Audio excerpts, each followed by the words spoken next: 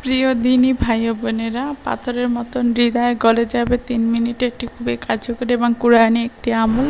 আমলটি করার আগে আপনি আমার পেজে নতুন হয়ে থাকলে পেজটিকে ফলো করুন, ভিডিওটি শেয়ার করে সকল দিনী ভাই বোনদের কাছে পৌঁছে দিন।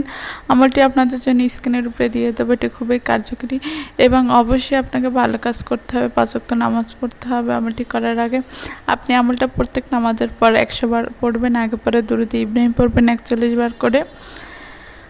আর আপনি মোনাজাতে ইসমে আজম দোয়াটি পড়বেন, আর যার জন্য করবেন তাকে উদ্দেশ্য করে মোনাজাতে দোয়া করবেন। ইনশাআল্লাহ আল্লাহর রহমতে সে যদি আপনার হয়ে থাকে এবং তাকে যদি আপনি ভালো উদ্দেশ্যে গলাতে চান, ইনশাআল্লাহ সে আপনার প্রতি গলা যাবে। এটি খুবই অবশ্যই বিশ্বাসের অনুযায়ী করবেন, ইখলাসের অনুযায়ী করবেন।